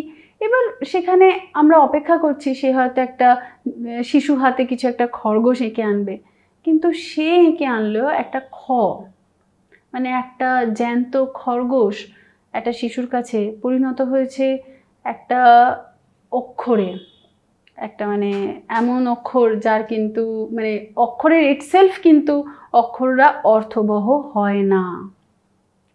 তো সেইখানেই মানে একটা জীবন্ত প্রাণীকে আমাদের এডুকেশন সিস্টেম বা আমরা শিক্ষকরা কোথাও না কোথাও কোনো না কোনোভাবে হয়তো মেরে ফেলছি, একেবারেই মানে অক্ষরের মধ্যে হয়তো সেটাকে নিমজ্জিত করে দিচ্ছি। তো সেই জায়গাটা ভাবার জন্যই বোধহয় আজকে এই চ্যাপ্টারটা ভীষণভাবে ডিএলএডে প্রয়োজন, যে একটা শিশুর যখন জ্ঞান নির্মাণ করাতে অ্যাজ এ টিচার আমরা হেল্প করতে যাচ্ছি, একটা পরিবেশ তৈরি করতে যাচ্ছি, সেখানে কি কি উপাদান তার জ্ঞান নির্মাণে কাজ করছে সেগুলো সম্পর্কে যেন আমরা যথেষ্ট ওয়াকিবহাল থাকি। বেশ, সেই প্রসঙ্গেই শিক্ষকের ভূমিকা কি আমরা জেনে নেব। শিক্ষককে শিক্ষার্থীদের পূর্বজ্ঞান সম্পর্কে জানতে হবে, শিক্ষক নতুন নতুন তথ্য দেবেন, জ্ঞান নির্মাণে গুরুত্ব দেবেন। আবারও বলছি, জ্ঞান নির্মাণে গুরুত্ব দেবেন, জ্ঞান অর্জনে নয়। শিক্ষার্থীর সক্রিয় অংশগ্রহণের পরিবেশ গড়ে তুলবেন, শিক্ষার্থী যাতে সক্রিয়ভাবে অংশগ্রহণ করতে পারে। তার জন্য তিনি একটা পরিবেশ তৈরি করে দেবেন। অবশ্যই শিক্ষার্থী যদি প্রশ্ন করে, হাতে কলমে কাজ করতে চায়, তো অবশ্যই তারা সক্রিয়ভাবে অংশগ্রহণ করছে, কিন্তু শিক্ষককেও তার পরিবেশটা গড়ে তুলতে হবে। এছাড়াও থাকছে কি প্রশ্নকরণ, কৌতূহল প্রকাশ, আলোচনা, সমস্যা সমাধান, অনুসন্ধান ইত্যাদি কৌশলগুলির ক্ষেত্রে উৎসাহিত করবেন শিক্ষক। শিক্ষক পাঠ উপস্থাপনের ক্ষেত্রে ধারাবাহিকতা মেনে পূর্ব পরিকল্পনা করবেন। পূর্ব পরিকল্পনা আমরা যেটাকে মানে বলে থাকছি যে লেসন প্ল্যান বা পাঠ পরিকল্পনা, তো সেই পাঠ পরিকল্পনা অবশ্যই আগে থেকে থাকতে হবে এবং সেটা যেন কন্টিনিউইটি বজায় রাখে। অর্থাৎ এমন যেন না হয় আগের দিন যে ক্লাসটা হয়েছে পরের দিন সেই ক্লাসটা হলো না এবং দুটোর মধ্যে যথেষ্ট গ্যাপ হয়ে গেল, তাহলে কিন্তু জ্ঞান নির্মাণে কোথাও না কোথাও বাধা পড়ে যাবে। এবং পরের লাইনটা এই জন্যই যোগ করা আছে যে লেসন প্ল্যান বা পাঠ পরিকল্পনার সাথে শিক্ষকের যেটা থাকা প্রয়োজন সেটা হচ্ছে মেন্টাল প্ল্যান। অর্থাৎ একটা মেন্টাল প্ল্যান যদি শিক্ষকের থাকে তবেই কিন্তু তিনি একটা লেসন প্ল্যান করতে পারবেন। লেসন প্ল্যান কিন্তু থাকছে হচ্ছে খাতায় কলমে, আর মেন্টাল প্ল্যান কিন্তু একদম মানসিকভাবে থাকছে। অর্থাৎ আমরা প্রাথমিক শিক্ষার অবস্থায় দেখেছি, মানে স্কুলগুলোয় দেখেছি, আজকে যদি হুট করে 50টা বাচ্চা এসে থাকে, কালকেই দেখব 5 জন বাচ্চা। সুতরাং আজকে যদি শিক্ষক ধারাবাহিকভাবে একটা লেসন প্ল্যান তৈরি করলেন যে 50 জনের জন্য, কালকে গিয়ে কিন্তু তিনি ধরাশায়ী হয়ে যাচ্ছেন যে এতগুলো তো আমার স্টুডেন্ট নেই, তো আমি কিভাবে সেই লেসন প্ল্যানটা ডেলিভার করব। তো সেটাই তার একটা মেন্টাল প্ল্যান থাকতে হবে যে তিনি কিভাবে সেই পাঠকে উপস্থাপন করবেন। এরপর চলে যাচ্ছি আমরা different types of thinking, scientific, mathematical, social, higher order thinking. অর্থাৎ অনুসন্ধানের পদ্ধতি, বিভিন্ন ধরনের চিন্তন, বৈজ্ঞানিক, গাণিতিক এবং উচ্চমানের চিন্তন। তো এই প্রসঙ্গে আমরা জেনে নেব যে এনকোয়ারি কি আর ইনকোয়ারি কি। কারণ আমাদের পাঠ্যের শুরুতেই ছিল এনকোয়ারি, অর্থাৎ যার অর্থ হলো সাধারণভাবে প্রশ্ন করা, জিজ্ঞাসা করা, সেটা কোনোভাবেই কিন্তু তদন্ত করা নয়, ঠিক আছে? বা কোনো একটা পার্টিকুলার ভাবনা চিন্তা মাথায় রেখেই জিজ্ঞাসাবাদ করা নয়, যেটা ইনকোয়ারি করে। তো আমাদের কাজ হচ্ছে এনকোয়ারি, অর্থাৎ কিভাবে আমরা প্রশ্নকরণ পদ্ধতিকে কিভাবে আমরা আরো ফস্টার করব ইন দ্য ক্লাসরুম সিচুয়েশন। তো তার জন্য আমাদের জেনে নিতে হবে এর পদ্ধতিগুলি কি কি আছে, স্টেপসগুলি কি কি আছে। এক হচ্ছে inquisition, acquisition, implementation, summation, exhibition. অর্থাৎ এই প্রত্যেকটা ক্ষেত্রে আমরা দেখছি কি শিক্ষার্থী যেন প্রশ্ন করতে পারে, যে সাবজেক্ট তাকে, যে টপিক তার কাছে আলোচনা করা হচ্ছে সেই মুহূর্তে, তার মনের মধ্যে যে কৌতূহল সেই মুহূর্তে আসছে, সে যেন সেটা বলতে পারে এবং বলার পর সেই কথাগুলি, মানে সেই উত্তরগুলি যেন সে নিজে থেকেই খোঁজার চেষ্টা করে। মানে অনেক সময় আমাদের এরকম আমরা ক্লাসরুমে করে ফেলি, শিক্ষার্থী কিছু প্রশ্ন করলো, আমরা সেটার উত্তর দিয়ে দিলাম, একটা টু ওয়ে কমিউনিকেশন হলো, ঠিক কথা, কিন্তু ফ্ল্যান্ডার্সের তত্ত্ব অনুযায়ী টিচার্স স্টুডেন্ট, স্টুডেন্ট স্টুডেন্ট, আবার স্টুডেন্ট টিচার কমিউনিকেশনটা হলো না। তো সেটা মাথায় রেখে আমাদের কি করতে হবে, সেই উত্তরটা ক্লাসের অন্য কোনো শিশু বলতে পারছে কিনা সেদিকটা দেখতে হবে এবং সেখান থেকেই যে নতুন নতুন তথ্যগুলো, নতুন নতুন উত্তরগুলো চলে আসবে, সেগুলোকে সে যাতে বুঝতে পারে, অ্যাকুইজিশন করতে পারে, সেই দিকটা লক্ষ্য রাখতে হবে। কারণ অনেকগুলো উত্তর আসবে, সেই উত্তরগুলো থেকে কোনটা সঠিক উত্তর সেটা কিন্তু শিক্ষককে বুঝিয়ে দিতে হবে। এবং তারপরে অবশ্যই একটা প্রয়োগের দিক থাকেই, প্রত্যেকটা শেখাই আমরা জানি অসম্পূর্ণ থেকে যায় যদি আমরা সেটা প্রয়োগ না করি। তো সেখানেও আমরা যদি, শিশু যদি কোনো কিছু রং জানতে চায়, আকার জানতে চায়, আমরা যেন সেটা অবশ্যই বাস্তব মানে ক্লাসরুম সিচুয়েশনে হোক বা তার বাইরে হোক, সে যদি সেটা দেখে থাকে যেন আমরা দেখিয়ে দিই। তো এক্ষেত্রে যেন ভুল করেও আমরা ত্রিভুজ সম্পর্কে বলতে গিয়ে যেন সিঙ্গারার উদাহরণ না দিয়ে ফেলি। তো এইটা আমাদের মাথায় রাখতে হবে। তো এরপর আমরা কি করব? সামেশন করব, অর্থাৎ বিভিন্ন তথ্যগুলিকে নিয়ে আমরা একত্রীকরণ করব এবং সে কি বুঝলো, অর্থাৎ প্রত্যেকটি বাচ্চা কিন্তু তার নিজের নিজের মতন করে বুঝছে।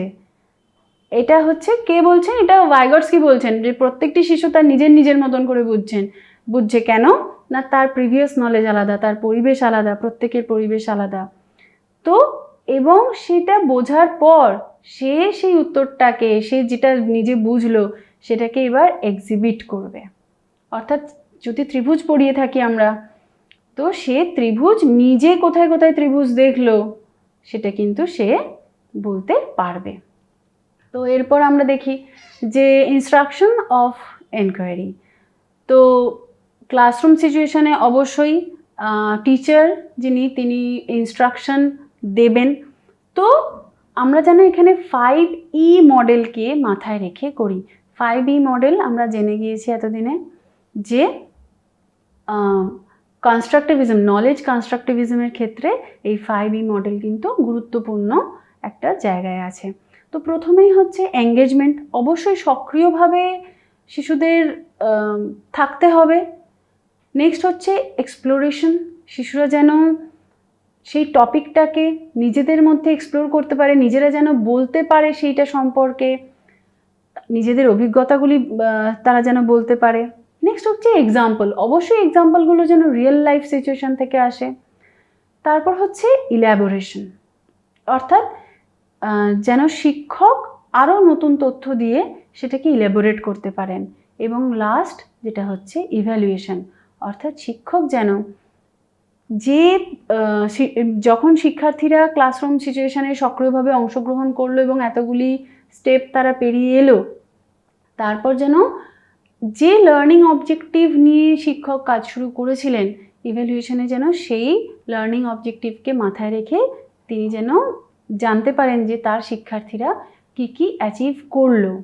এই এঙ্গেজমেন্টের ক্ষেত্রে আমি একটা ছোট্ট উদাহরণ দিতে চাই যে যখন আমরা জলে চিনি গুলি, তো সাধারণত আমরা গরম জলে চিনি গুলি, ফ্রিজ থেকে জল বার করে সেখানে চিনি গুলি না। কেন? কারণ চিনিটা খুব তাড়াতাড়ি মিশে যাবে যদি আমরা জলটা একটু উষ্ণ করে রাখি। এবং উষ্ণ জল আর ঠান্ডা জলের তফাৎ আমরা এটা জানি যে উষ্ণ জলের অণুগুলো কিন্তু অনেকটা সক্রিয় হয়ে থাকে, অনেকটা মানে ছটপট করতে থাকে, একে অপরের থেকে দূরে দূরে থাকে। আর অন্যদিকে ঠান্ডা জলের কিন্তু নিস্তেজ হয়ে থাকে। তো এটা আমরা যদি এইভাবে বুঝি যে যখন সক্রিয় অণুগুলো থাকাতে চিনিটা তাড়াতাড়ি গুলে যাচ্ছে, তো আমরা যে টপিকটা আলোচনা করতে যাচ্ছি সেটার সাথে যদি ইমবাইব করাতে চাই আমি আমার শিশুদের, তাহলে কিন্তু তাদের সক্রিয় করে তোলাটা ভীষণভাবে জরুরি।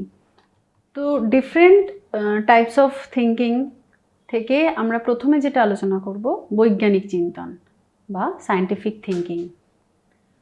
তো সেই প্রসঙ্গে আমরা দেখব the scientific method is a body of technique for investigation phenomena, acquiring new knowledge or correcting and integrating previous knowledge.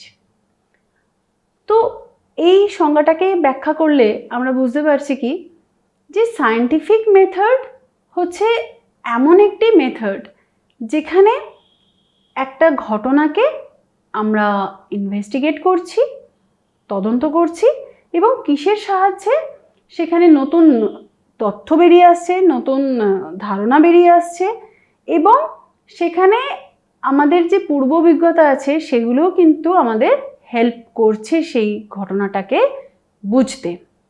তো প্রকৃতপক্ষে বৈজ্ঞানিক চিন্তন এবং বৈজ্ঞানিক পদ্ধতি অনেকটাই একে অপরের সাথে সম্পর্কযুক্ত।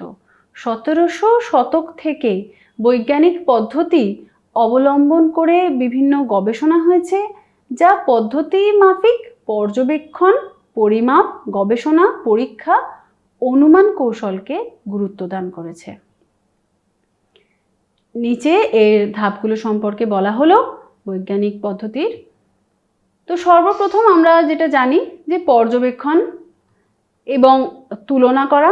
পর্যবেক্ষণ বলতে শিক্ষককে কিন্তু শিক্ষার্থীদের কাছে কোনো বিষয় উপস্থাপনের পর বা সেই সময় সেই বিষয় সংক্রান্ত অনেক তথ্য দিতে হবে এবং সেই বিষয় সংক্রান্ত অনেক উদাহরণ তার সামনে রাখতে হবে, হয়তো হতে পারে এলটিএম তার সামনে রাখতে হবে, যেগুলো তারা পর্যবেক্ষণ করবে, নিজে থেকে পর্যবেক্ষণ করবে। পর্যবেক্ষণ বলতে আমরা অনেক সময় দেখার সাথে গুলিয়ে ফেলি, তো শুধুমাত্র দেখা কিন্তু পর্যবেক্ষণ নয়, শোনা মানে অর্থাৎ আমাদের ইন্দ্রিয়কে সঠিকভাবে কাজে লাগানোই কিন্তু পর্যবেক্ষণের কাজ। তো এই প্রসঙ্গে আবারও শিশুকেন্দ্রিক শিক্ষার কথায় ফিরে আসি, যে নেতিবাচক শিক্ষার কথা রুশো বলেছিলেন, যেখানে কিন্তু ইন্দ্রিয় প্রশিক্ষণের কথা তিনি বলেছিলেন। তাই প্রাইমারি এডুকেশনে যখন আমরা যুক্ত হতে চলেছি, সেখানে কিন্তু এই পর্যবেক্ষণকে বিশেষভাবে প্রাধান্য দিতে হবে, যাতে শিশুদের ইন্দ্রিয় পরিমার্জন হয়। তো সেই বস্তুগুলিকে শিশুরা নিজেরা হাতে কলমে সেগুলিকে পর্যবেক্ষণ করবে এবং পর্যবেক্ষণের মধ্যে দিয়েই সে বস্তুগুলির এলটিএম হোক বা বিভিন্ন ঘটনা হোক বা নিজেরা যদি কোনো কিছু নিয়ে আসে বাড়ি থেকে, তো সেগুলোকে কি করবে, তারা প্রত্যেকটা বৈশিষ্ট্যকে আলাদা আলাদা করে চিনবে এবং তুলনা করবে। তারপরে সে সংশ্লেষণ বিশ্লেষণ করবে, অর্থাৎ সে প্রত্যেকটা বৈশিষ্ট্যকে, যেগুলো একরকম বৈশিষ্ট্য সেগুলোকে একসাথে রাখবে, সংশ্লেষণ করবে, যেগুলো আলাদা বৈশিষ্ট্য সেগুলোকে বিশ্লেষণ করবে। এবং এই সংশ্লেষণ বিশ্লেষণের পর সে একটা অনুমান লাগানোর চেষ্টা করবে, অর্থাৎ সে প্রেডিক্ট করবে যে হয়তো এই বস্তুটা অন্য বস্তুর থেকে এই কারণে আলাদা। যেমন ধরা যাক, যদি একটা শিশুকে আমরা মোমবাতির পরীক্ষাটা করাই, অর্থাৎ একটা প্লেটে জল রাখলাম, জ্বলন্ত মোমবাতি রাখলাম এবং গ্লাস দিয়ে সেই মোমবাতি চাপা দিয়ে দিলাম, এবং আমরা যে টপিকটা আলোচনা করতে চলেছি সেটা হচ্ছে কি, যে প্রত্যেকটি বস্তু একটা জায়গা দখল করে। তো সেইখানে সে নিজে হাতে কলমে যদি কাজটা করে এবং পর্যবেক্ষণ করে, সে বুঝতে পারবে কেন মোমবাতিটা নেভার সাথে সাথে জলটা ওপরে উঠে এলো, অর্থাৎ গ্লাসের ভিতরে জলটা ওপরে উঠে এলো। সে ভালোভাবে পর্যবেক্ষণ করবে, সে জানবে যে কিভাবে সেটা উঠে আসছে, কতখানি উঠে আসছে, কেন উঠে আসছে। ঠিক আছে? সুতরাং যদি শিশু পর্যবেক্ষণ ঠিক করে না করে, তাহলে সে পরবর্তী যে তুলনা করা, অর্থাৎ আগের পরিস্থিতি কী ছিল, এখনের পরিস্থিতি কী হলো, সেটা সে তুলনা করতে পারবে না, সে সংশ্লেষণ বিশ্লেষণ করতে পারবে না তার পূর্ব অভিজ্ঞতার সাথে, এবং সে একটা অনুমানও লাগাতে পারবে না। কারণ আমরা প্রথমে হাতে কলমে সেটা দেখিয়ে দিচ্ছি, হাতে কলমে দেখানোর সাথে সাথেই সে অনুমান লাগানোর চেষ্টা করছে, আচ্ছা যে ভিতরের যে হাওয়াটা সেটা উবে যাওয়ার জন্য, বাইরে থেকে চাপ পড়ার জন্য এই জলটা ভিতরে ঢুকে গেল।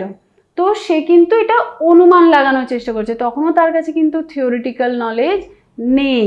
তাহলে সবসময়তেই শিশু যখন জ্ঞান গঠন করতে চায়, সে কিন্তু কি করে, পূর্ব একটা মানে আগে থেকে একটা অনুমান লাগানোর চেষ্টা করে, যেটাকে প্রেডিকশন আমরা বলছি।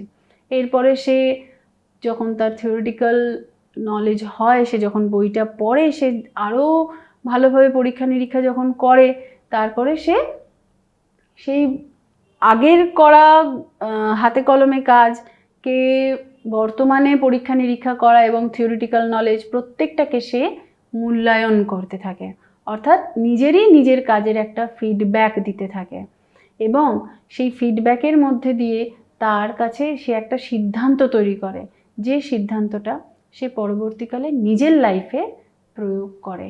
কারণ বারবারই বলছি একটা কথা, যে সব শেখাই অসম্পূর্ণ থেকে যায় যদি আমরা সেটা প্রয়োগ না করি।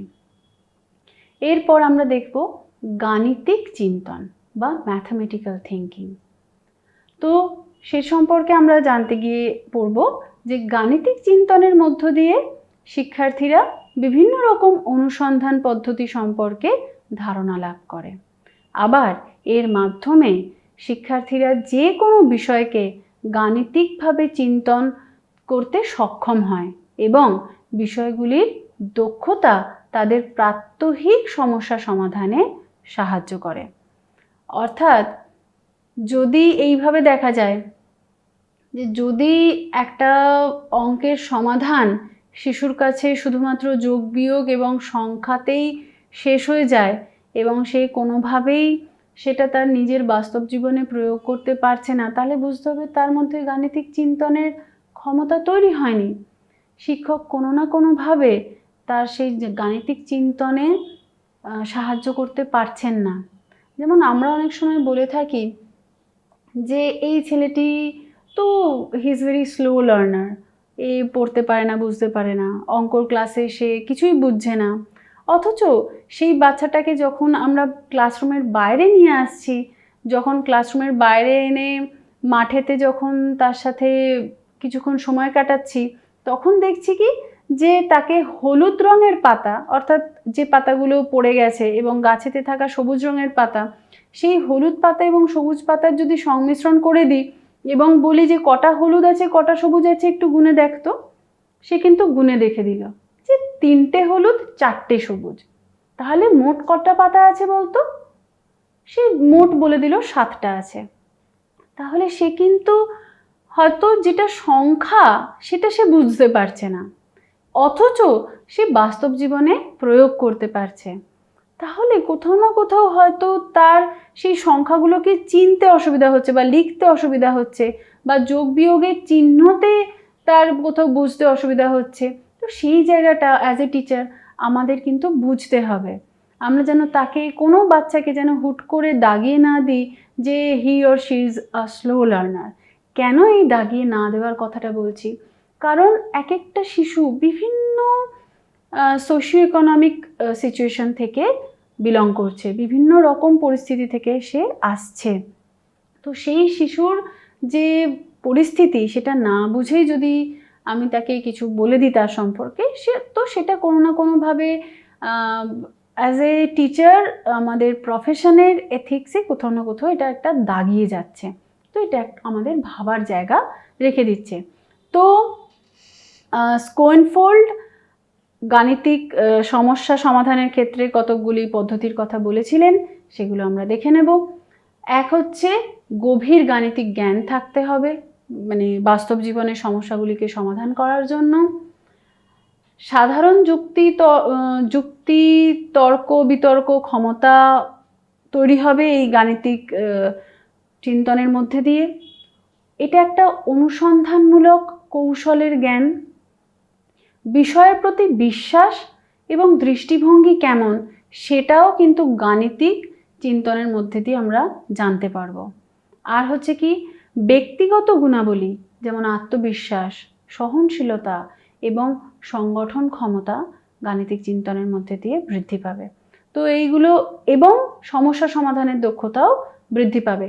তো এই দক্ষতাগুলি বৃদ্ধির জন্য যে পদ্ধতিগুলো আমরা অ্যাপ্লাই করতে পারবো সেগুলো হলো কি, বিশেষীকরণ, সাধারণীকরণ, অনুমান করা, প্রত্যয় গঠন। তো কোনো গাণিতিক সমস্যা সমাধানের জন্য, অর্থাৎ বাস্তব জীবনের কোনো সমস্যা সমাধানের জন্য সর্বপ্রথম আমাদের যেটা করতে হবে সেই সমস্যাটাকে বোঝা, সেটা কেন অন্য সমস্যার থেকে আলাদা সেটাকে বোঝা এবং সেই অনুযায়ী তার তথ্যগুলিকে সংগ্রহ করা এবং তথ্যকে যাচাই করা এবং তারপর তথ্যগুলিকে পাওয়ার পর তথ্যগুলিকে একত্রিত করা এবং জেনারেলাইজ করা।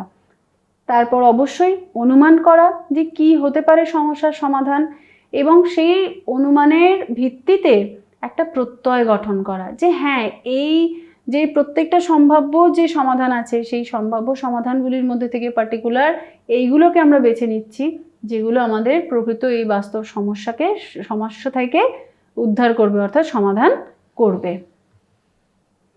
তো এরপর আমরা চলে যাব সামাজিক চিন্তন বা সোশ্যাল থিঙ্কিং। তো সোশ্যাল থিঙ্কিং অর্থাৎ সামাজিক চিন্তনের ধারণাটি বিকাশ ঘটান মিশেল গ্রাসিয়া উইনার। তো তার মতে সামাজিকভাবে কোনো কিছু চিন্তনের পূর্বে যেটি প্রয়োজন তা হলো কিছু সামাজিক দক্ষতা। শিশু বড় হওয়ার সাথে সাথে ধীরে ধীরে অন্যদের চিন্তাধারা, অনুভূতি, বিশ্বাস এবং অভিপ্রায়কে উপলব্ধি করতে পারে।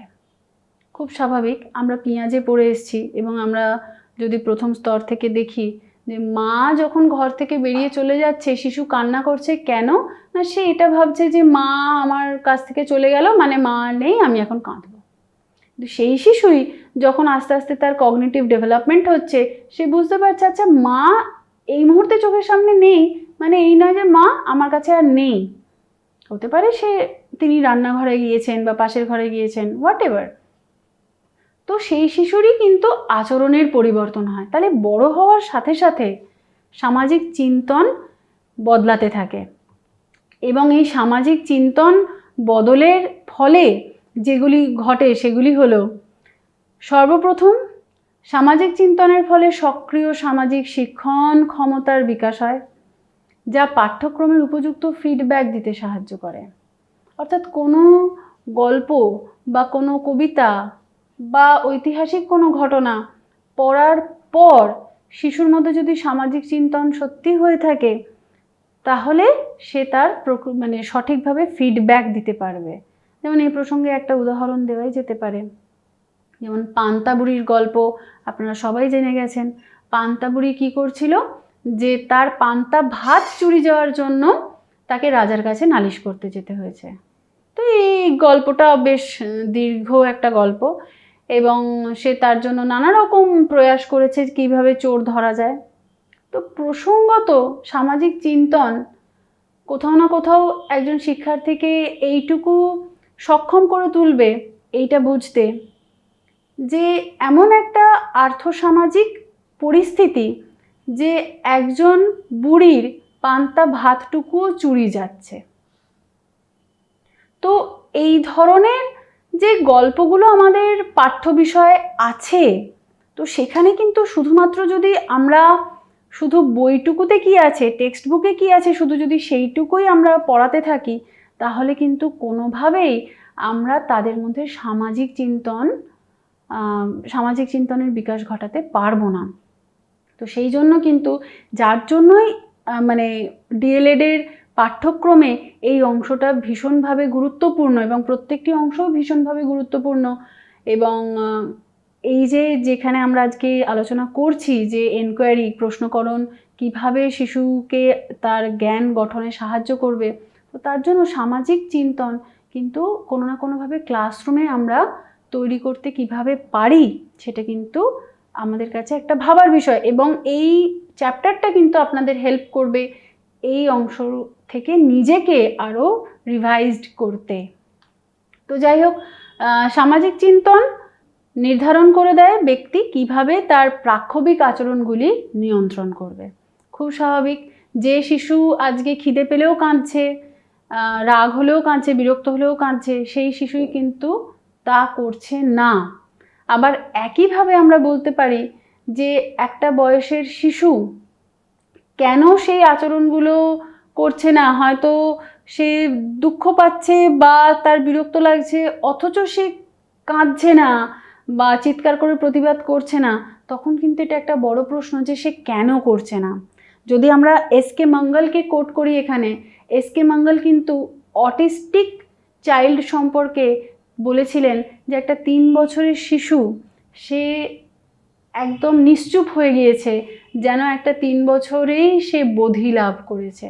তাহলে আমরা যারা সিসি 1 পড়ে এসেছি, চাইল্ড স্টাডিজ পড়ে এসেছি, তারা জেনেছি যে কোন বয়সে কিভাবে কি ধরনের বিকাশ হয়।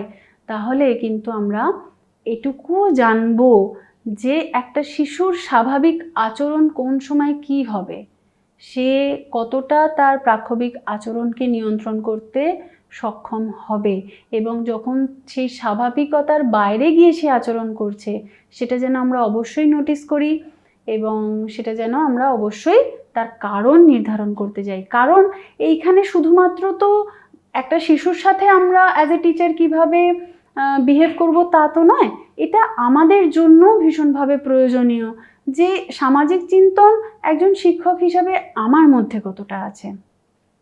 তো সামাজিক চিন্তন শিক্ষার্থীদের সামাজিক পরিস্থিতি সম্পর্কে শিক্ষা গ্রহণে সহায়তা করে, অন্যান্য সংস্কৃতি, আচার আচরণ ইত্যাদি সম্পর্কে সহানুভূতিশীল করে তোলে, যেটা বর্তমান সমাজের জন্য, বর্তমান যুগের জন্য ভীষণভাবে প্রয়োজন।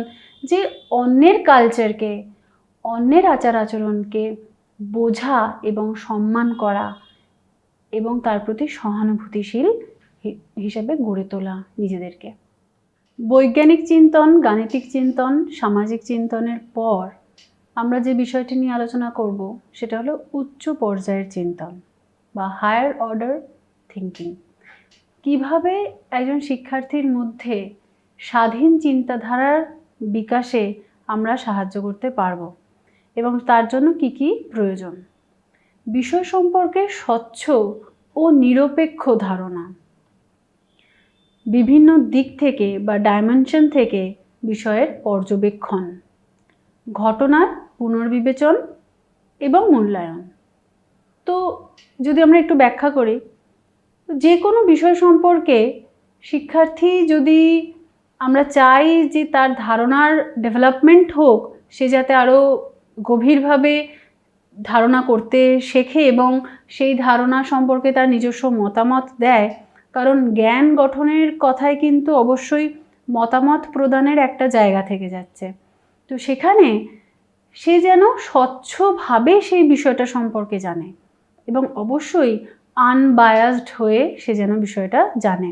অর্থাৎ এমন যেন না হয় যে একটা 6 লেখা আছে, সেই 6টাকে একজন এদিক থেকে 9 দেখছে, একজন এদিক থেকে 6 দেখছে এবং দেখার পর সেই নিয়ে ঝগড়া বেঁধে গেল, এমন যেন না হয়। সে যেন বুঝতে পারে যে যে ঘটনাটাকে সে দেখছে কোন পরিপ্রেক্ষিত থেকে দেখছে এবং সেইখান থেকে তার মতামতটা কি হতে পারে। এটা যেন না হয় যে একটা চাপিয়ে দেওয়া মতামত বা একটা কি বলবো, একটা মানে উগ্র মতামত সে যেন পোষণ না করতে থাকে। অর্থাৎ এখানে যেন সেই বিভিন্ন ডাইমেনশন থেকে সেই ঘটনাটাকে দেখতে শেখে এবং অবশ্যই যেটা বারে বারে সেটা যেন বিবেচনা সে করতে পারে, অর্থাৎ অন্যের ধারণা থেকেও সে যেন বুঝতে শেখে। অর্থাৎ আমরা যদি এখানে বলি যে সামাজিক চিন্তনের এখানে কিন্তু একটা ইফেক্ট থেকে যাচ্ছে, যেখানে আমরা বলছি কি অন্যের যে সংস্কৃতি, অন্যের যে আচরণ কৌশল, সেগুলোর প্রতি যেন সহানুভূতিশীল শিক্ষার্থী হয়, তাহলে এখানেও সেই বৈশিষ্ট্যটা কিন্তু কাজে লাগবে। তো অবশ্যই তারপর সেই যে মতামত, সেই মতামতকে সে যেন মূল্যায়ন করতে পারে এবং নানা রকম দিক থেকে সে যেন মূল্যায়ন করতে পারে এবং অবশ্যই সবশেষে সে যেন সিদ্ধান্তে উপনীত হতে পারে।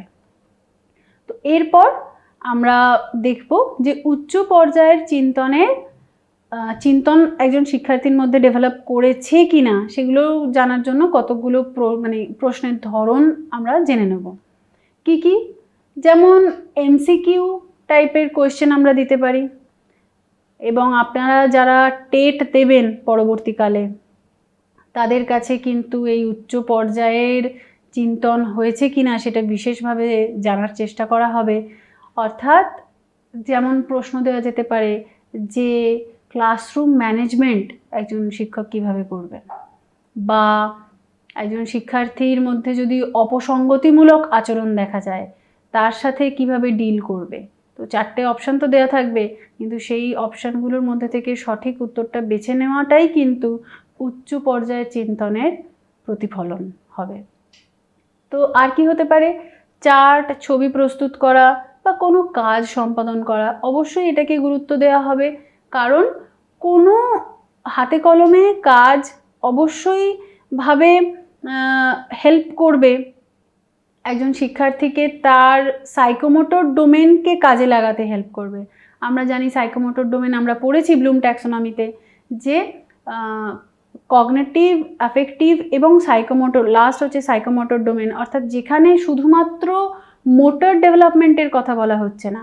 অর্থাৎ একজন শিশু সে অঙ্গ সঞ্চালন করছে এমনভাবে যেন না হয় উদ্দেশ্যবিহীনভাবে অঙ্গ সঞ্চালন করছে, তার যেন সেই কাজের পিছনে যুক্তি থাকে।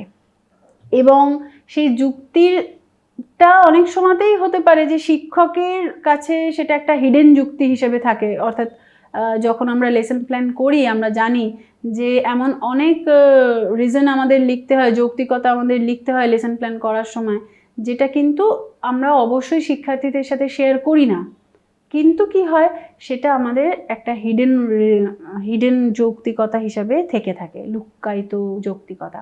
অর্থাৎ যেমন ধরা যেতে পারে ক্লাস 1-এর আমার বই এর একদম দ্বিতীয় পৃষ্ঠার কথা বলছি, প্রথম পৃষ্ঠা না, দ্বিতীয় পৃষ্ঠার কথা বলছি।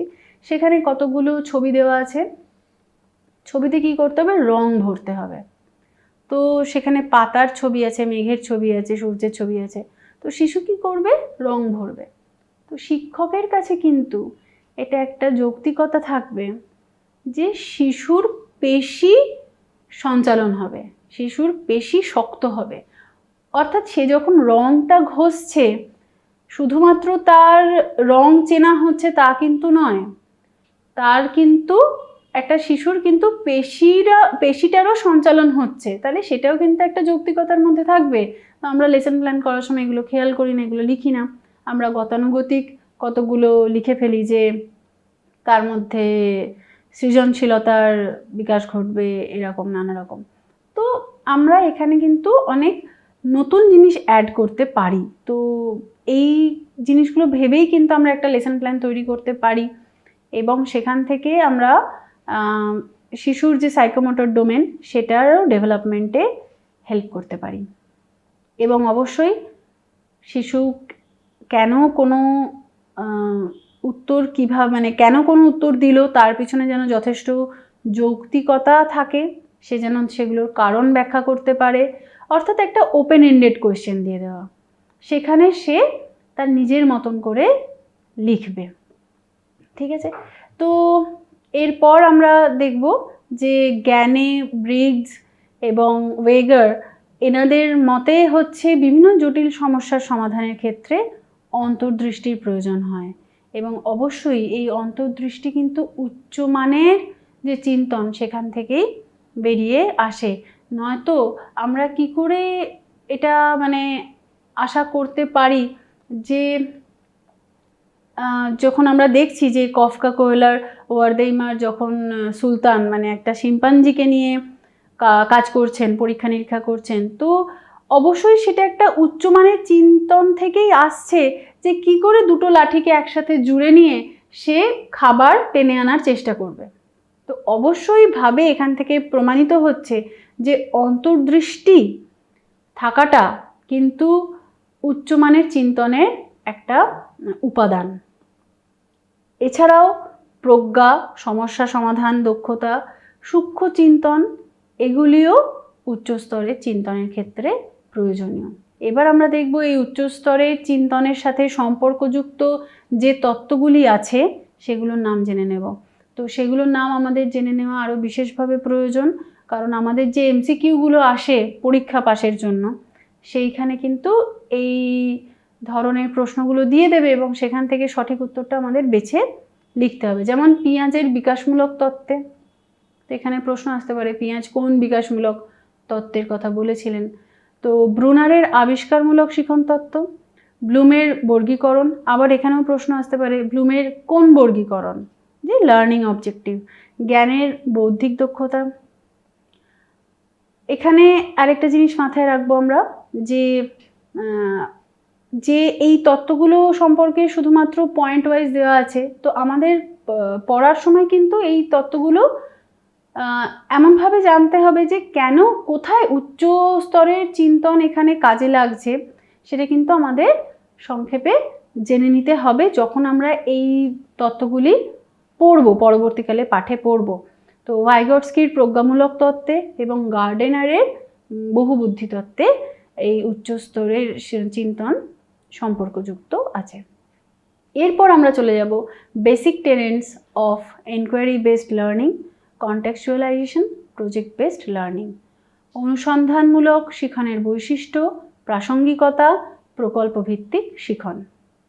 তো প্রথমেই আমরা দেখব, যদিও অনুসন্ধানমূলক শিখন আমরা আলোচনা করেছি, এরপরে আমরা তার মূল বৈশিষ্ট্যগুলি একবার দেখে নেব।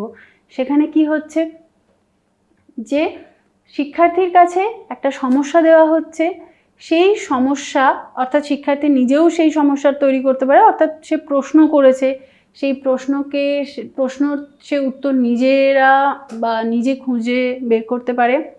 তো সেখানে একটা গ্রুপ তৈরি করে দেওয়া যেতে পারে, যেটা আমরা মাইক্রো টিচিংয়ের ক্ষেত্রে দেখেছি যে শিশুকেন্দ্রিক যে দক্ষতা, সেখানে কিন্তু শিশুকে অংশগ্রহণ করানো এবং সবশেষে শিশুরা নিজেরাই একটা মতামত দিয়ে সিদ্ধান্ত গ্রহণ যে করছে, সেখানে কিন্তু অবশ্যইভাবে এই অনুসন্ধানমূলক শিখন সেখানে কাজে লাগছে। অর্থাৎ কিনা তারা কি করছে, নিজেরা একটা গ্রুপ তৈরি করছে, সেই গ্রুপে তারা মতামত প্রদান করছে এবং হাতে কলমে কাজ করছে। অবশ্যই সেখানে একটা টাইমের ব্যাপার থাকছে, অর্থাৎ একজন শিশুকে কিন্তু সব দিক থেকে সক্রিয় থাকতে হচ্ছে। সে কি নিয়ে কাজ করছে সেটাকে ভালোভাবে পর্যবেক্ষণ করছে, সে কতটা সময়ের মধ্যে সেই কাজটা শেষ করতে পারবে, সে কিভাবে সিদ্ধান্ত নেবে, এবং শুধুমাত্র সে একা সিদ্ধান্ত নিচ্ছে না, সে কি করছে, দুটো দল বা নিজের দলের মধ্যে কি পয়েন্ট আউট হচ্ছে সেগুলোকে সে মাথায় রেখে একটা সিদ্ধান্তে উপনীত হচ্ছে। তাহলে আমরা বলতে পারি যে অনুসন্ধানমূলক শিখন কিন্তু একটা যৌথ শিখনেরও একটা পার্ট আমরা বলতে পারি। এই প্রসঙ্গে আমরা দেখে নেব, শিক্ষার্থী পাঠ্য বিষয় সংক্রান্ত প্রশ্ন করতে উৎসাহী হবে, সেই প্রশ্নের উত্তর অনুসন্ধান করতে তথ্য সংগ্রহ করবে, তথ্যের একত্রীকরণ, বিশ্লেষণ ও সংশ্লেষণ করবে, সিদ্ধান্ত গ্রহণ করবে। সম্পূর্ণ প্রক্রিয়াটি যৌথভাবে পরিচালিত হবে। শিক্ষার্থীরা নিজেদের মধ্যে আলোচনা করবে ও সর্বদা সক্রিয় থাকবে। এরপর আমরা চলে যাচ্ছি কনটেক্সচুয়ালাইজেশনে বা প্রাসঙ্গিকীকরণে। তো খুব স্বাভাবিকভাবে আমরা যে পাঠ্যটা শিশুর কাছে তুলে ধরবো সেটা যদি প্রাসঙ্গিক না করে তুলতে পারি, অর্থাৎ রিয়েল লাইফ সিচুয়েশনের সাথে যদি আমরা প্রাসঙ্গিক না করে তুলতে পারি, তাহলে কিন্তু সেই পাঠ্যের প্রতি শিশুর অ্যাটেনশন থাকবে না, মনোযোগ থাকবে না, এবং খুব স্বাভাবিকভাবেই সে হয়তো পরীক্ষা পাশের জন্যই সেই অংশটা পড়বে, সেই পাঠ্যক্রম কিন্তু কোনোভাবেই তার জীবনে কাজে লাগবে না। তো সেখানে পাঠ্যক্রমের একটা বড় ব্যর্থতা হয়ে যাবে, যে সর্বাঙ্গীন বিকাশের লক্ষ্যে পাঠ্যক্রম পৌঁছবে না। তো কিভাবে সেটা আমরা করতে পারবো? সর্বপ্রথম আমাদের শিক্ষকদের জেনে নিতে হবে যে টোটাল কারিকুলাম ফ্রেমওয়ার্ক কী, কারিকুলাম ডিজাইন কী, তার স্ট্যান্ডার্ড কী, কী রিসোর্সেস আছে, এবং টিচিং লার্নিং যে প্রসেস আমাদের অর্থাৎ পেডাগজি সম্পর্কে আমাদের সঠিক ধারণা থাকতে হবে। এবং এই সমগ্র ধারণাটাকে ছোট ছোট ভাগে কিভাবে আমরা ভাগ করে নেব, অর্থাৎ একটা সাবজেক্ট আছে, সেই সাবজেক্টের কতগুলো ইউনিট আছে, সেই ইউনিটের সাব ইউনিট আছে। আমি একজন শিক্ষক হিসাবে একটা ক্লাসে কতটা বলতে পারবো, কতটা পাঠ উপস্থাপন করতে পারবো, অর্থাৎ সেটা আমার মেন্টাল প্ল্যান এবং একটা লেসন প্ল্যানের ওপর ডিপেন্ড করছে। এবং এই মেন্টাল প্ল্যান বা লেসন প্ল্যান কিন্তু আবারও ডিপেন্ড করছে আমার অডিয়েন্সকে, অর্থাৎ আমার শিক্ষার্থীরা কোথা থেকে আসছে, তাদের মিনিমাম লেভেল অফ লার্নিং কী, সেটা যেন আমি প্রথম থেকে জানি। এবং সেটা জানার জন্যই আমাকে যেটা জানতে হবে সেটা হচ্ছে শিশুর পূর্ব অভিজ্ঞতা সম্পর্কে আমাকে যথেষ্ট ওয়াকিবহাল থাকতে হবে, এবং সেখান থেকেই আমি সেই বিষয়টাকে সেইভাবে ভাগ করতে পারবো, এবং ভাগ করে কতটা কিভাবে উপস্থাপন করব সেটা ডিপেন্ড করবে, এবং সেইভাবেই প্রাসঙ্গিক আমরা করে তুলতে পারবো একটা পাঠ্যকে। তো সেখানে দেখে নিই যে শিখন বিষয়কে প্রাসঙ্গিক করে তোলার জন্য শিক্ষকের ভূমিকা কী হবে। শিক্ষার্থীর পাঠ্য বিষয়কে তার পূর্ব অভিজ্ঞতার সাথে সাযুজ্য স্থাপন, দৈনন্দিন জীবনের ঘটনাগুলির ধারণার সাথে আত্মীকরণ বা অ্যাসিমিলেশন, শিক্ষার্থীর নিজস্ব ধারণাগুলির প্রকাশে স্বাধীনতা বজায় রাখা। তো এর আগে আমরা একটু ছোট করে এটা আলোচনা করে নেব, সেটা হচ্ছে কি পাঠ্য বিষয়কে তার পূর্ব অভিজ্ঞতার সাথে সাযুজ্য স্থাপন কেন করব? কারণ পাঠ্য বিষয় যদি যতটুকুই থাকুক না কেন, আমাদের কোঠারি কমিশন অনুযায়ী এটা মাথায় রাখতে হবে যে টেক্সট ওরিয়েন্টেড নলেজ 30% যদি তৈরি করা যায়, টেক্সটের বাইরে কিন্তু নলেজটা হচ্ছে 70%। তাহলে বিয়ন্ড টেক্সট বুক গিয়ে যেন একজন শিক্ষক তার নলেজ কনস্ট্রাকশানে, একজন শিশুর নলেজ কনস্ট্রাকশানে হেল্প করতে পারেন। এবং সেখানে কিন্তু অবশ্যইভাবে রিয়েল লাইফ সিচুয়েশান এক্সাম্পল দেওয়াটা ভীষণ জরুরি। এবং অবশ্যই সেই রিয়েল লাইফ সিচুয়েশান যেন তার দৈনন্দিন জীবনের ঘটনা হয়। এবং পরে শিক্ষার্থী যখন নিজের ধারণাগুলোকে সে বলতে চাইবে, যেন সে পূর্ণ স্বাধীনতা পায় তার নিজের অভিজ্ঞতাগুলি বা সে নিজে কি বুঝলো সেটা বলার যেন একটা পূর্ণ স্বাধীনতা সে ক্লাসরুমে পায়। এরপর আমরা চলে যাব প্রকল্প ভিত্তিক শিক্ষণ প্রক্রিয়া বা প্রজেক্ট মেথড। তো এখানে হচ্ছে প্রকল্প হলো সক্রিয় শিক্ষণ প্রক্রিয়া। তো প্রত্যেকটি শিক্ষণ প্রক্রিয়া যেগুলি আমরা আলোচনা করছি প্রত্যেকটা কিন্তু সক্রিয় শিক্ষণ প্রক্রিয়া। এবং অবশ্যই শিশুকেন্দ্রিক শিক্ষায় শিশু যেন অবশ্যইভাবে সক্রিয় থাকে এবং সক্রিয়ভাবে অংশগ্রহণ করে, সেটা আমাদের মাথায় রাখতে হবে। এবং আমরা এখানে থার্ড পয়েন্টে দেখতেও পাচ্ছি যে জাতীয় পাঠ্যক্রম রূপরেখার এটি অন্যতম লক্ষ্য যে শিক্ষার্থী শিক্ষণের মূল কেন্দ্রবিন্দু হবে এবং হাতে কলমে কাজ করার সুযোগ পাবে। তো প্রকল্প ভিত্তিক শিক্ষণ প্রক্রিয়া এমন একটি শিক্ষণ প্রক্রিয়া যেখানে শিশু কিন্তু হাতে কলমে কাজ করার একটা সুযোগ পাচ্ছেন। শিক্ষার্থীদের এক সম্প্রসারিত ও সহযোগিতামূলক উপায়ে গভীরভাবে নির্দিষ্ট বিষয় অন্বেষণ করার সুযোগ দেয় এই প্রকল্প ভিত্তিক শিক্ষণ। সুতরাং এটা কোনোভাবেই এমন নয় যেটা আমরা করে ফেলেছি বর্তমান যুগে প্রকল্প ভিত্তিক শিক্ষণকে, যে একটা প্রজেক্ট দিয়ে দিল স্কুলে, অর্থাৎ বই দেখে লিখে দাও, সেটা কিন্তু নয়। এখানে হচ্ছে কি যে বিভিন্ন সেখানে সে তার বাস্তব অভিজ্ঞতাকে রিলেট করবে সেখানে। অর্থাৎ একটা শিশুর ক্ষেত্রে হতে পারে, আমরাও যেমন ছোটোবেলায় করেছি যে পাতা কিভাবে চিনব, তো সেখানে কি করছি, বিভিন্ন গাছের পাতা এনে সেখানে একটা খাতার মধ্যে লাগিয়ে রেখে দিচ্ছি এবং সেই পাতার মধ্যে কি কি বৈশিষ্ট্য আমরা দেখতে পাচ্ছি সেগুলো লিখে রাখছি। তো কোন গাছের পাতা সেটা লিখে রাখছি। তো এটা একটা অ্যালবামের মতন তৈরি হয়ে যাচ্ছে। তো এইভাবে কিন্তু এইগুলোই মানে আমাদের ছোটোবেলাতে কিন্তু এগুলোই ছিল প্রজেক্ট, কিন্তু আস্তে আস্তে প্রজেক্ট তার সংজ্ঞা হারাচ্ছে কোথাও না কোথাও। তো যাই হোক, প্রকৃত যে প্রকল্প ভিত্তিক শিক্ষণ প্রক্রিয়া সেখানে কিন্তু মানে বিভিন্ন গবেষণায় দেখা গিয়েছে, যেখানে থমাসকে আমরা কোট করে বলতে পারি যে প্রকল্প ভিত্তিক শিক্ষণ ফলশ্রুতি শিক্ষার্থীদের কাছে দীর্ঘস্থায়ী স্মৃতিতে পরিণত হয়। ফলে সে কিন্তু যেহেতু নিজে থেকে হাতে কলমে করছে এবং সক্রিয়ভাবে থেকে করছে, তাহলে সেটা কিন্তু দীর্ঘদিন ধরে সে মনে রাখতে পারবে। এবং আবারও বলছি, কোনো জিনিস মনে রেখে কাজ শেষ হয়ে যায় না যতক্ষণ না সেটা সে নিজে প্রয়োগ করছে। এর পরের পয়েন্টে আমরা চলে যাব তথ্য একত্রিত করা, উপস্থাপন করা, স্বাতন্ত্র্য বজায় রাখা। এগুলি সবই হলো প্রকল্প ভিত্তিক শিক্ষণের বৈশিষ্ট্য। অর্থাৎ যখন একটা সমস্যা শিশুর কাছে রাখা হচ্ছে, তো সেই সমস্যাকে সমাধান করার জন্য যে প্রয়োজনীয় তথ্যগুলি তাকে সংগ্রহ করতে হয়েছে সেই তথ্যগুলি সে একত্রিত করছে, তাকে প্রেজেন্ট করছে এবং অবশ্যই সেখানে স্বাতন্ত্র্য বজায় রাখছে। অর্থাৎ একে অন্যের থেকে ভিন্নভাবে সেটা প্রেজেন্ট করছে। এই সবগুলি হলো প্রকল্প ভিত্তিক শিক্ষণের বৈশিষ্ট্য। তো এখানে সমগ্র প্রক্রিয়াতে শিক্ষকের ভূমিকা একজন সহায়তাকারী হিসেবে থাকবে। অর্থাৎ তিনি একজন ফ্যাসিলিটেটর হবেন। তিনি কোনোভাবেই বলে দেবেন না আগে থেকে যে এইভাবেই তোমাদের কাজগুলো করতে হবে। তো তাহলে কি হবে, শিশুরা নিজেদের যে ভিতরের যে সম্ভাবনা সেগুলিকে বাইরে আনার চেষ্টা করবে এবং প্রত্যেকটি শিশুকে আমরা আলাদাভাবে জাজ করতে পারবো যে কে কেমনভাবে কোনো বিষয়কে বা কোনো সমস্যা বা কোনো কাজ পেলে পরে সে কিভাবে সেটা সমাধান করতে এগিয়ে আসছে।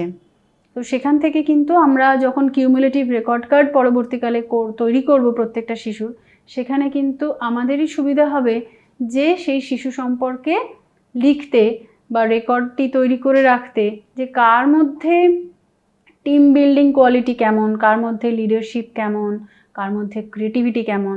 তো এটা আমাদের ভীষণভাবে সহায়তা করবে। তো এই প্রসঙ্গে আমি বলি যে এতটা আলোচনার পর যেখানে আমরা আলোচনা করেছিলাম যে টাইপস অফ থিঙ্কিং, অর্থাৎ বৈজ্ঞানিক চিন্তন, সামাজিক চিন্তন, গাণিতিক চিন্তন এবং উচ্চ পর্যায়ের চিন্তন, এই অংশটা থেকে আমাদের কিন্তু বড় প্রশ্ন আসার সম্ভাবনা থাকে এই চ্যাপ্টার থেকে। আবার যেগুলো আমরা ডিটেলে আলোচনা করেছি, এবং আর একটা যেটা প্রশ্ন আসতে পারে যে টাইপস অফ ইনস্ট্রাকশনে বা টাইপস অফ লার্নিংয়ে যেখানে আমরা পাচ্ছি যে enquiry based learning, project based learning, এই অংশ এবং এই অংশটা থেকেও কনটেক্সচুয়ালাইজেশন, এই অংশটা থেকেও আপনাদের কিন্তু বড় প্রশ্ন আসার একটা সম্ভাবনা থাকে। তো এইভাবে আমরা আলোচনা করেছি পয়েন্ট ওয়াইজ, এবং এইভাবেই আমাদের লিখতে হবে। এবং এরপরে আমি চলে যাব ফিডব্যাক পোর্শনে। অর্থাৎ ফিডব্যাক বলতে আমি যদি মূল্যায়নকে ধরে নিই, তো মূল্যায়ন must be related to the learning objective.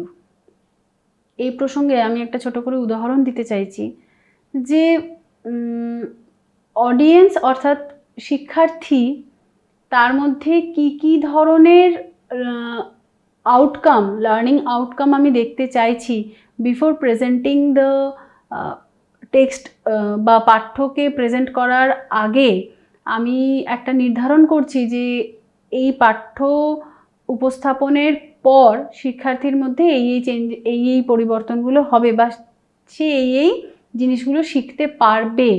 তো সেই রকম বেস করেই যেন তার মূল্যায়ন তৈরি করা হয়।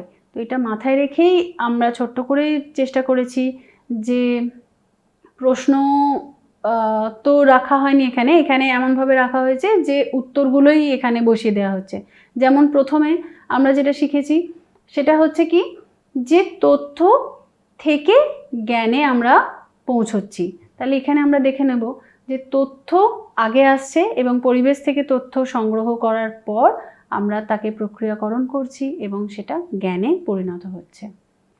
পাঠ্যের সাথে জ্ঞানের সম্পর্ক কি সেটা আমরা জেনেছি একটা ডায়াগ্রামের মাধ্যমে, যে নলেজ হচ্ছে একটা ভাস্ট সার্কেল, একটা বড় সার্কেল, তার মধ্যে কারিকুলাম একটা মাঝারি সার্কেল, এবং তার একটা ছোট অংশ হিসাবে রয়েছে টেক্সট বুক। তাহলে অ্যাজ এ টিচার যখন আমরা কাজ করব ওই টেক্সট বুক কী করে নলেজ কনস্ট্রাক্ট করতে পারে পেডাগজির মাধ্যমে, সেটা আমাদের খেয়াল রাখতে হবে।